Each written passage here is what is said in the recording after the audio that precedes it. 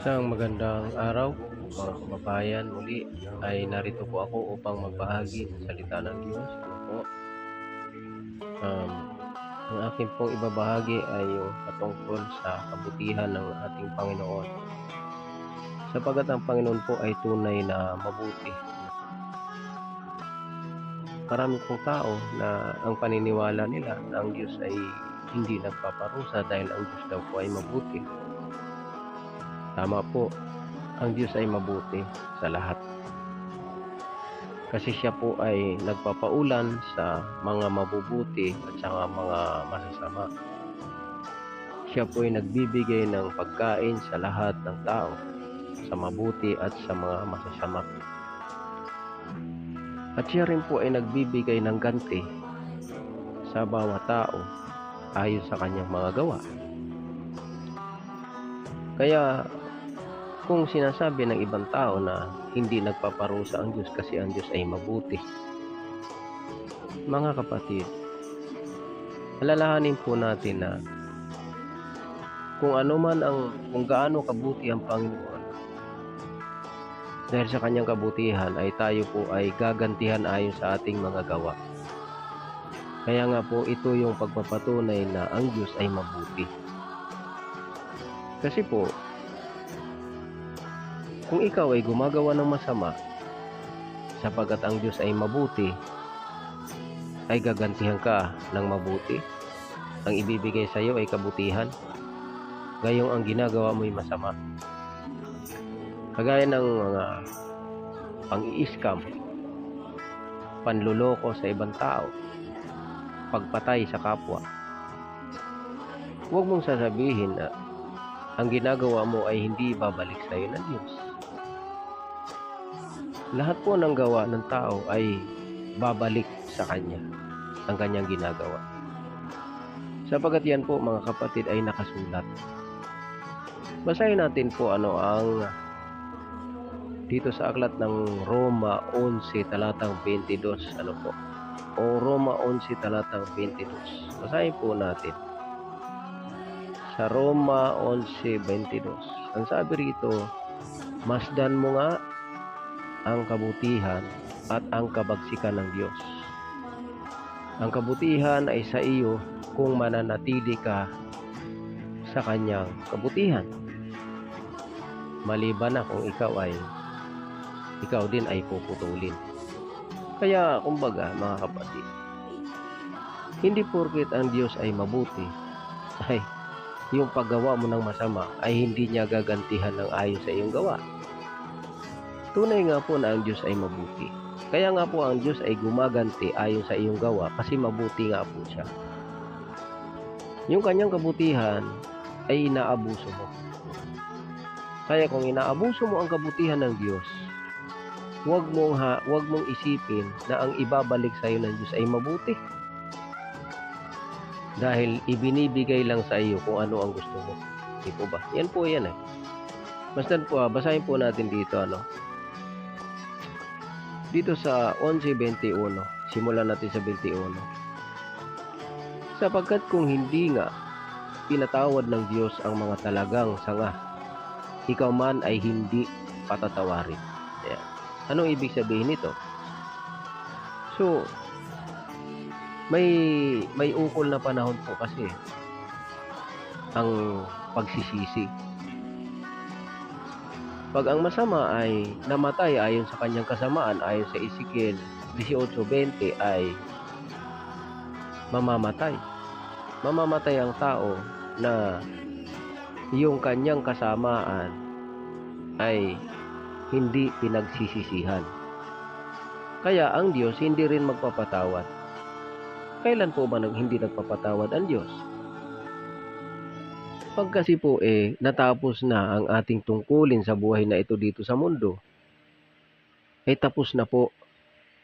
Tapos na po sa buhay mo ang itinakda ng Diyos na pagbibigay ng pagkakataon upang tayo ay magsisi. Yan po'y nakasulat sa 2 Pedro mga kapatid na hindi niya ibig na sino man ay mapahamak, kung di ang lahat ay magsipagsisi. Buntahan po muna natin ano po yung nakasulat na yun sa 2 Pedro. Ang sabi po kasi dito mga kapatid ay, ang sabi rito sa talatang 9, 2:9 ano po, hindi mapagpaliban ang Panginoon tungkol sa kanyang pangako na gaya ng pagpapalibang ipinalalagay ng iba, kundi mapagpahinuhod sa iyo na hindi niya ibig na sinuman ay mapahamak, kundi ang lahat ay magsipagsisi. Yan, dito po mga kapatid ay mayroon pong itinakda ang Diyos o ang Diyos ay hindi magpapaliban sa kanyang pangako na pagdating ng katapusan. Ano po? Ang nais kasi ng Diyos kaya hindi pa niya winawakasan ang sanlibutan dahil ang nais ng Diyos ang lahat ay magsipagsisi. Ang lahat ay magsipagsisi. Ang nais ng Diyos, walang sino mang mapahamak. So ibig kong sabihin mga kapatid, dahil sa kabutihan ng Diyos, ay meron po talaga siyang itinakda yung kanyang pagparito, yung pagtatapos ng sanlibutan, yung pagparito ng ating Panginoong Hesukristo. Kaya, hindi niya ibig na tayo'y mapahamak, mga kapatid. Ang nais niya ay, ang lahat ay magsipagsisi. Kaya, ano pong ibig sabihin? Kasi, marami po kasing tao, kagaya nitong aral na once saved, always saved. Ano po? Dahil pinangangalandakan na nila na sila daw ay ligtas na forever. Tinanggap na raw nila si Jesus sa kanilang buhay. Ngunit, hindi na nila kailangan gumawa ng mabuti. Kasi hihintayin daw nila na ang gagalaw daw sa buhay nila ay yung Espiritu Santo. Ito po yun mga kapatid Tayo bilang tao ay may kahinaan. Tayo po bilang tao ay may karupukan. Ngayon kung hihintayin mo na ang Espiritu ay gumalaw sa buhay mo at ikaw ay walang balak na gumawa ng mabuti, sa palagay mo, ano ang kahihinatnan ng buhay mo? Gayong tayo bilang tao ay may kahinaan. Ang sabi sa aral ng Panginoon sa atin, patayin natin yung mga gawa ng laman. Tayo magsilakad ayon sa Espiritu at hindi natin dapat gawin ang mga gawa ng pita ng laman. Ito po yan mga kapatid Ang aral sa atin, tayo ay magsigawa ng mabuti. Dahil sa Epeso nakasulat sa 2 na ang sabi rito sa Epeso 2:8, ito po'y paborito ito ng mga once saved always saved na talata Kaya lang hindi po nila ito naunawaan. Binabalintuna po nila ang kahulugan ng talatang ito Basahin po natin ano po. Epeso 2:8. Sapagkat sa biyaya kayo'y nangaligtas sa pamamagitan ng pananampalataya. At ito'y hindi sa inyong sarili. Ito'y kaloob ng Diyos. Ito, binabalintuna nila ang talatang ito. Wala naman nakalagay dito na hindi sa inyong mabubuting gawa Ang nakalagay lang, hindi sa inyong sarili.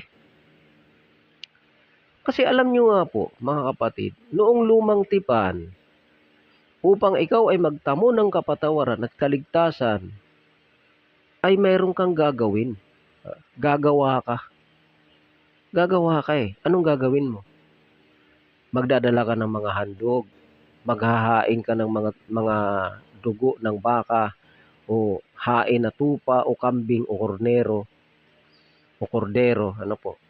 Yan po may gagawin ka Yan po ang tinutukoy na hindi sa inyong sariling gawa. Bakit? Ito ang tanong Sino ba ang namatay upang magtamo tayo ng kaligtasan? Hindi ba si Kristo? Hindi nyo ba naunawaan ang talatang ito? Kaya yan ang problema mga kapatid. Ang talatang ito na binabalintunan nitong mga nangangaral ay ito po Hindi na raw kailangan gumawa ng mabuti. Mali po. Bakit? Nakasulat po dito sa kasunod na talata hindi sa pamamagitan ng mga gawa upang ang sinuman ay huwag mapuri. Anong gawa ito? Ito ba'y gawang mabuti? Iba po kasi ang gawang mabuti sa gawa. Wala pong nakasulat dito na gawang mabuti. Kasi ang paggawa ng mabuti ay utos ng Diyos yan. Ano po ba ang gawang mabuti? Sabi ni Apostol Santiago, ikaw ba'y sumampalataya na ang Diyos ay iisa? Mabuti ang iyong ginagawa. Kita mo. Ang pananampalataya ay gawa. Gawa po yan. Ano po ba ang tinutukoy na hindi sa inyong sariling gawa? Ang kaligtasan po kasi mga kapatid na ating tinatamo kay Kristo ay hindi po sarili nating gawa. Anong gawa yun? Anong klaseng gawa po talaga yung nakapagligtas sa atin? Hindi po kasi tayo ang namatay. Hindi po si Kristo, hindi po tayo ang dumanak ang dugo para maligtas ang sarili natin. Si Kristo po ang namatay. Pangalawa, hindi mo na rin kailangan magdala ng mga dugo ng mga hayop. Hindi mo na rin kailangan gumawa pa ng anumang mga ritual na pamamaraan upang maligtas ka. Yun po Pero yung paggawa ng mabuti, mga kapatid, ay yun po ay napaka-importante. Napakahalaga sa buhay ng tao yan. Bakit? Basahin natin sa talatang 10. Sapagkat tayo'y kanyang gawa na nilalang kay Kristo para sa mabubuting gawa. Kita nyo, mga kapatid. Talaga pong tayo ay hindi inutusan na huwag nang gumawa ng mabuti.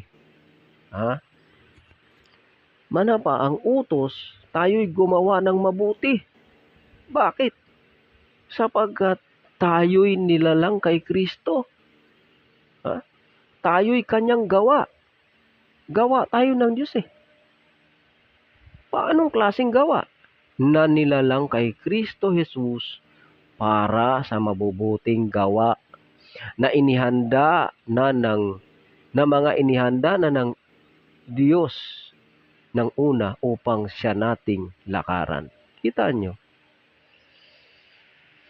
Balintuna po yung mga aral ng ibang tao. Hindi po yan makapagliligtas, mga kapatid. Kasi ang unang-unang mabuting gawa na gagawin mo sa buhay mo ay yung sumampalataya ka kay Kristo. Yan po ang pinakamabuting gawa na una mong gagawin sa buhay mo. Bakit? Tayo nga po sabi, sapagkat tayo'y kanyang gawa na nilalang kay Kristo Jesus para sa mabubuting gawa na mga inihanda na ng Diyos ng una upang siya nating lakaran. Mga kapatid ko, tingnan nyo ang aral ng Panginoon. Tayo po'y inihanda ng Diyos para sa mabubuting gawa. Pero itong mga balintuna ng mga pastor na ito, tinuturo sa mga tao na hindi na raw kailangan gumawa ng mabuti. Ay, nako kayo, mga pastor kayo. Mga kapatid, huwag po tayo magpapaniwala sa sabi-sabi ng tao. Dahil makapagpapasama po yan sa buhay ng tao Kasi ang aral nila, once you are saved forever. Yan sabi ng Panginoon dito sa Roma na ating binasa, masdan mo nga ang kabutihan at ang kabagsikan ng Diyos. Ang kabutihan ay sa iyo kung mananatili ka sa kanyang kabutihan. Datapwat ang kabutihan ng Diyos ay sa iyo kung mamamalagi ka sa kanyang kabutihan. Sa ibang paraan, ikaw man ay puputulin. Nasaan doon yung sinasabi mong you are saved forever? Dahil kung hindi ka na lumalakad sa katuwiran ng Diyos, hindi ka na lumalakad ayon sa kalooban ng Diyos, ang sabi, ikaw puputulin ka Ang linaw na nakasulat, mga kapatid. Tayong lahat ay itinakda ng Diyos para sa mabubuting gawa. tayong mga nagsisampalataya kay Kristo ay itinakda ng Diyos. Tayo'y nilalang kay Kristo para sa mabubuting gawa na inihanda na ng Diyos ng una upang siya nating lakaran. Kaya nga po may mga salot, may mga dilubyo. Alam niyo po kung bakit? Ngayon pagbibintangan ninyo na yung mga salot, yung mga dilubyo, mga bagyo, mga lindol, gawa ng demonyo yan? Ba't nyo ibibintang yan? Na yung gawa ng Diyos, sasabihin ninyo gawa ng demonyo yan. Alalahanin ninyo, walang magagawa ang demonyo. Kung hindi yan pahihintulutan ng Diyos. Ang pinang-una kahalimbawa niyan ay si Job. Na hindi magagalaw ng demonyo si Job kung hindi pinahihintulutan ng Diyos. Pinahintulutan ng Diyos si demonyo kaya nagalaw niya si Job Kaya sino mang tao sa mundo, naisin man ng demonyo na patayin niyang tao na yan, pag ayaw ng Diyos na mamatay pa ang tao na yan, dahil binibigyan niya ng pagkakataon ng bawat tao, walang magagawa ang demonyo. Tandaan niyo po yan. Kasi nakalagay nga po sa 2 Pedro 2:9 na hindi mapagpaliban ng Panginoon tungkol sa kanyang pangako, na gaya ng pagpapalibang ipinalalagay ng iba. Kundi mapagpahinood sa inyo na hindi niya ibig na sino man ay mapahamak, kundi ang lahat ay magsipagsisi. Malinaw po yan Kaya anumang mangyari sa tao, hindi po yun magagawa ng demonyo ang kapahamakan sa tao kung hindi pahintulot ng Diyos. Ang tao po kasi ang namimili, mga kapatid. Pinipili mo kasing sumunod sa demonyo, kaya ka napapahamak. Kasi pag sumusunod ang tao sa demonyo, pag hinayaan ng Diyos ang isang tao, wala na pong magagawa yan. Kasi sabi ni Kristo sa Juan 15, kung kayo hiwalay sa akin, wala kayong magagawa. Tunay po yan, mga kapatid.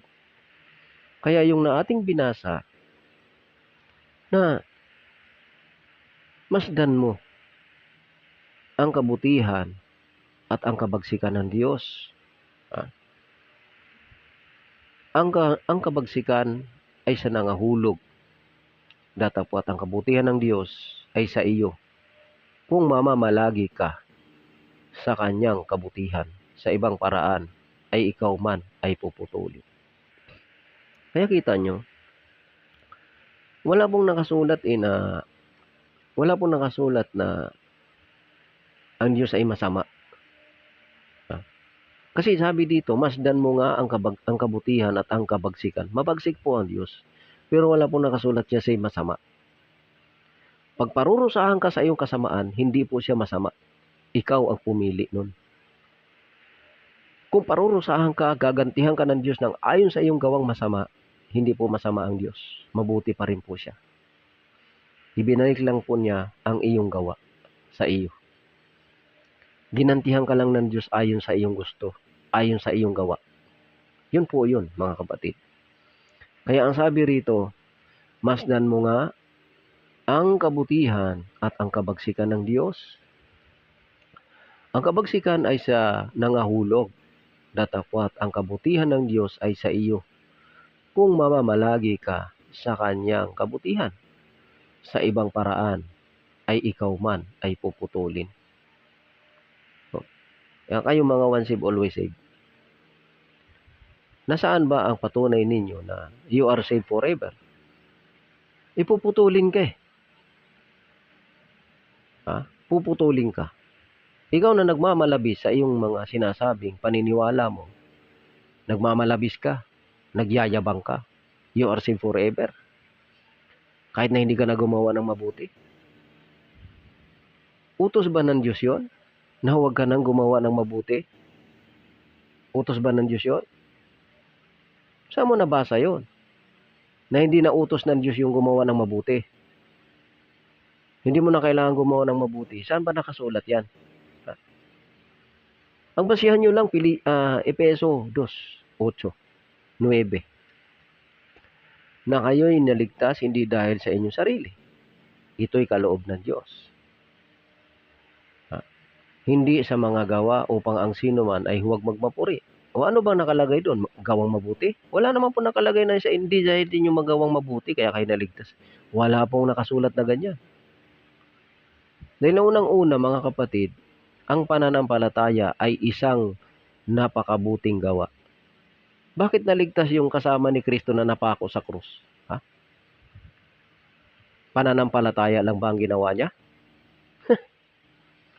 Kasi po, pwede kang sumampalataya na walang gawa eh. Pwede kang sumampalataya na walang gawa. Parang si demonyo ka. Tingnan ninyo yung nakapako sa krus. Sumampalataya yun eh. Sumampalataya lang ba siya? Gumawa siya ng mabuti. Dahil sinaway pa niya yung isang kasama niya na nanunuya kay Kristo. Gumawa siya ng mabuti. Tandaan niyo po yan. Basahin po natin Dito po kasi sa aklat ng Santiago, nakasulat po rito na mabuti. Mabuti. Mabuti po yung sumampalataya Basahin natin po. Sa 2 ng Santiago, Kapitulo 2, talatang 19, sabi rito, ikaw ay sumasampalataya na ang Diyos ay iisa? Mabuti ang iyong ginagawa. Ang mga demonyo man ay nagsisisampalataya at nagsisipanginig. Ano nakasulat? Ikaw ay sumasampalataya na ang Diyos ay iisa. Mabuti ang iyong ginagawa. Ang mga demonyo man ay nagsisisampalataya at nagsisipanginig. Kita nyo? Ang pananampalataya pala, gawa po yan. Yan ay mabuting gawa. Mabuting gawa po yan Kasi hindi lang po sa salita ang paggawa ng mabuti, kundi sa gawa at sa katotohanan. Kaya nga po sabi ni Juan huwag tayong magsiibig sa salita, kundi ng gawa at katotohanan. Kaya nga po mga kapatid, itong ating tinatalakay ay napakahalaga po sa buhay natin ito. Kasi nga po, ang paggawa ng mabuti ay napakahalaga sa buhay ng tao. Bakit itong mga pastor na ito na mga mukhang pera na ito nagtuturo ng ganito? Hinihikayat ang tao sa mga kasinungalingang aral. Ang linaw na ikaw ay sumasampalataya na ang Diyos ay iisa. Mabuti ang iyong ginagawa. Ang mga demonyo man ay nagsisisampalataya at nagsisipanginig. Kita nyo? Ang pananampalataya ay mabuting gawa. Mabuting gawa. Uulitin ko, mabuting gawa po ang pananampalataya. Bakit? Sapagkat kung ikaw ay hindi ka gumagawa ng mabuti, ikaw man ay puputulin ng Diyos. Ang linaw mga kapatid. Puputulin ka Ang kabutihan ng Diyos ay sa iyo. Kung mananatili ka sa kanyang kabutihan, maliban na lang. Kung ikaw ay magpakasama, ikaw man ay puputulin. Mabuti po ang Diyos. Wala naman po kasi nakalagay na dahil masama ang Diyos, puputulin ka. Hindi po masama ang Diyos Ibinabalik ng Diyos ang gawa ng bawat tao sa kanyang sarili. Yun po yung nakalagay sa 2 Korinto 5:10. Lalong-lalo na po sa araw ng paghuhukom. Asang-asa ka, naligtas ka. Yung pala hulog ka na. Dahil sa aral mong kabulastugan at kasinungalingan. Naniniwala ka na ligtas ka na forever, pero hindi ka gumagawa ng mabuti. Paano ka maliligtas? Dahil ang paniniwala mo ligtas ka na dahil you are saved by grace. Tama po. Tayo sa pamamagitan ng biyaya tayo naligtas. Anong biyaya po yon? Yung pananampalataya. Ay ano po ba yung pananampalataya? Mabuting gawa.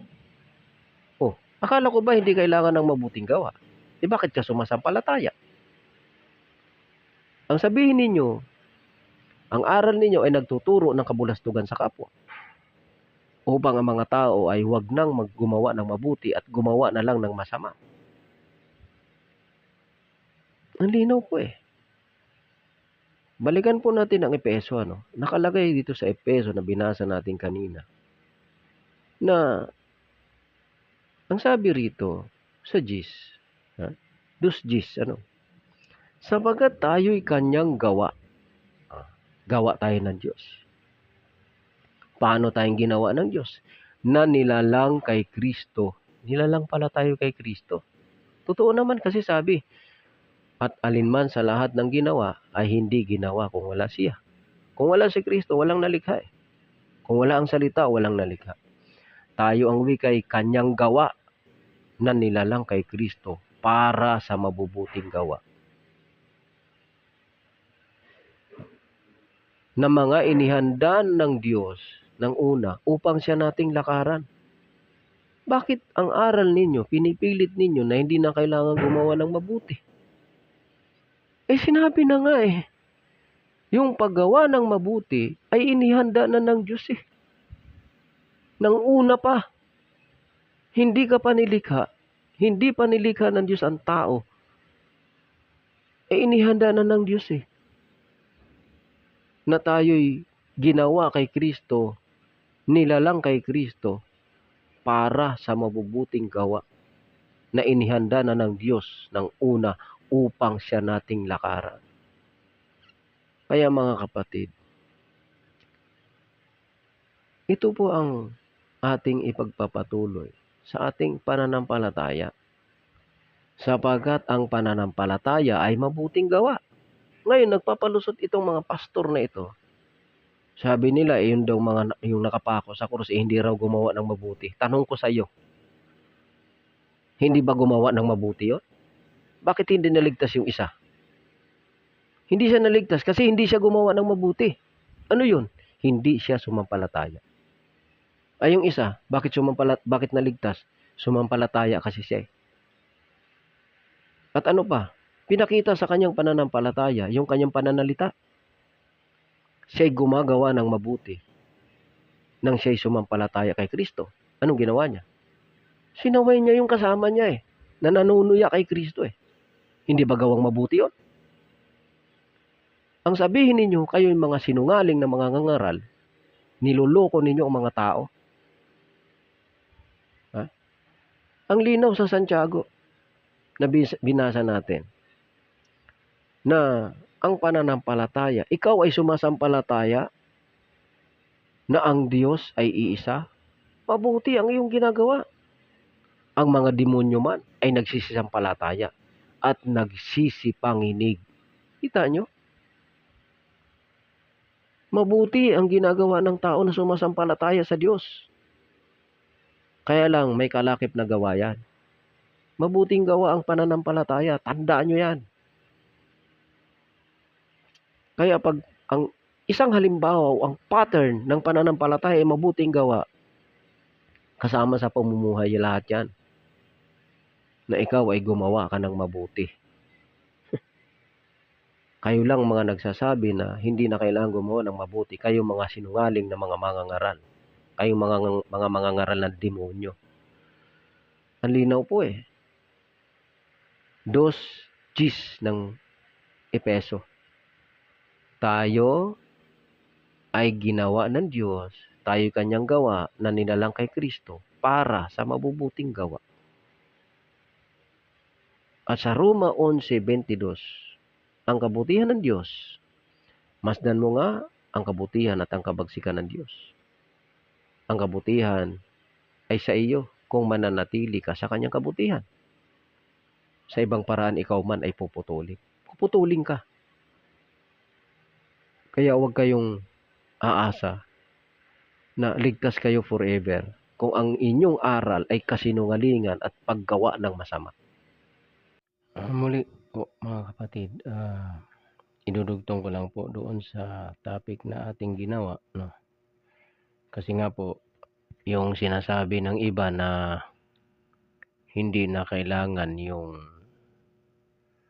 mabuting gawa. Maling-mali po eh. Kasi nga po sabi sa Roma, puputulin. Ikaw man ay puputulin. Kaya ito po ang ating dapat bigyan ng pansin, ano?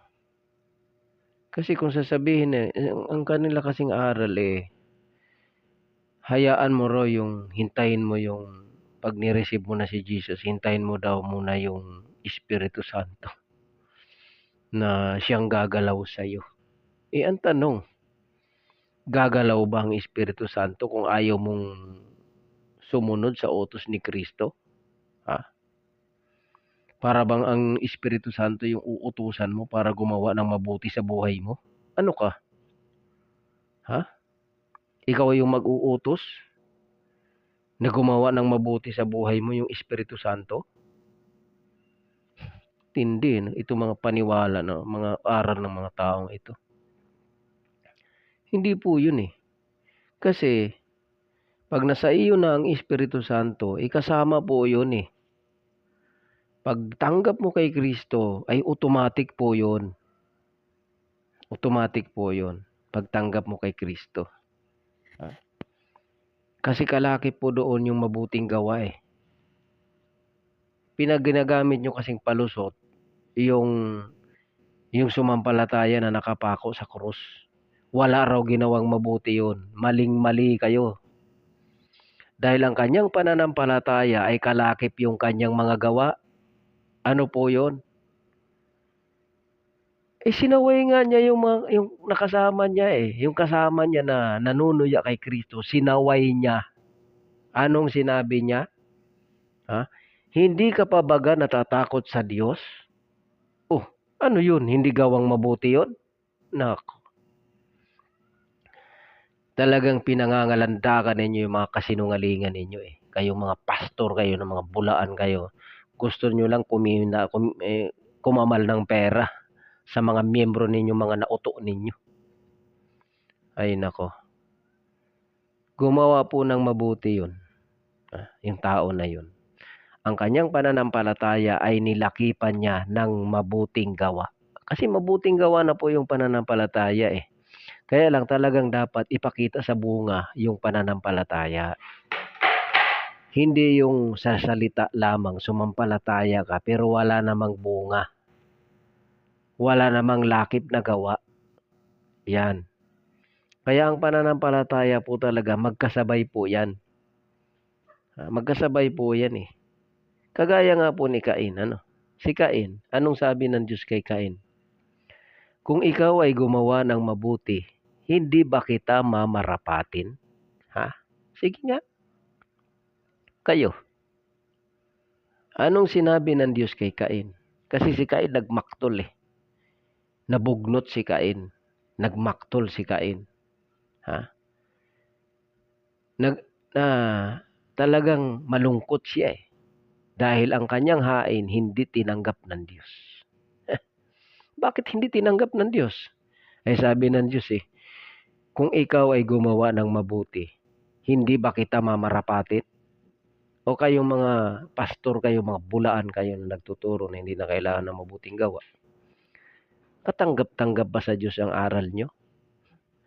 Na by faith alone, hindi na kailangan ng mabuting gawa. Isang halimbawa si Cain.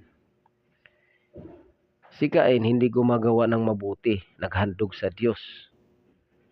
Tinanggap ba ng Diyos ang handog ni Cain? Hindi.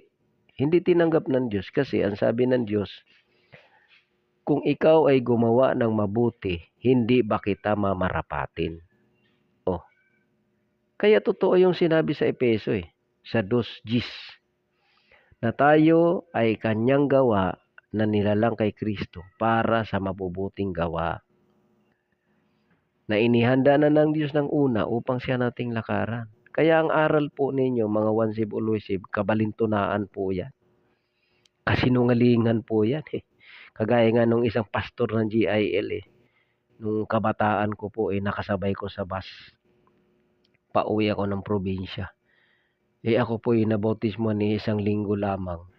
Nang ako'y mabautismuhan, ako'y umuwi ng probinsya. Aba, ang sabi ba naman sa akin eh, ipinangangarap ko lang yung mabuting gawa. Hindi na raw kailangan ng mabuting gawa. Isipin mo, pastor ka ng kasinungalingan. Pastor ng GIL. Jesus is lost. Jesus is lost sa inyo. Jesus is lost fellowship. Kawawa naman kayo. Talagang puro kasinungalingan ang natututunan ninyo. Kaya muli po paalala sa inyong lahat, sa ating lahat. Hindi po totoo yung hindi na kailangan ng mabuting gawa. Kasi po ang mabuting gawa po talaga po yan requirements po yan sa pananampalataya. Kasi ang pananampalataya nga po ay katulad lamang sa demonyo na sumampalataya pero wala namang kalakip na gawa. Kaya ganyan din po yung ang pananampalataya, sabi ni Apostol Santiago, ay mabuting gawa. Yung panimula ng iyong buhay na tinanggap mo si Kristo, sinampalatayanan mo siya, mabuting gawa po yan. Huwag ninyong sasabihin hindi na kailangan ng mabuting gawa. Kasi ang pananampalataya, yung first steps na ginagawa ng tao, pananampalataya, mabuting gawa po yan. Ngayon, ang pananampalataya ay may kasama po talagang gawa yan. Huwag ninyong sasabihin na yung napakong kasama ni Kristo ay hindi gumawa ng mabuti yun. Gumawa po ng mabuti yun. Kayo lang po ang nagsabing hindi. Kasi yung pagsaway niya dun sa kasama niya na nanunuya kay Kristo, mabuting gawa po yun. Kayo lang po ang nagsasabi na hindi na kailangan ng mabuting gawa. Mga sinungaling po kasi kayo. Kaya magsisi po kayo sa mga aral ninyong kabulastugan na yan. Hindi po katanggap-tanggap sa Diyos yung aral nyo kasi si Cain talagang tinakwil ng Diyos si Cain. Bakit? Ayaw niyang gumawa ng mabuti. Kaya sabi ng Diyos, sapagat ang kasalanan nahandusay sa iyong pintuan.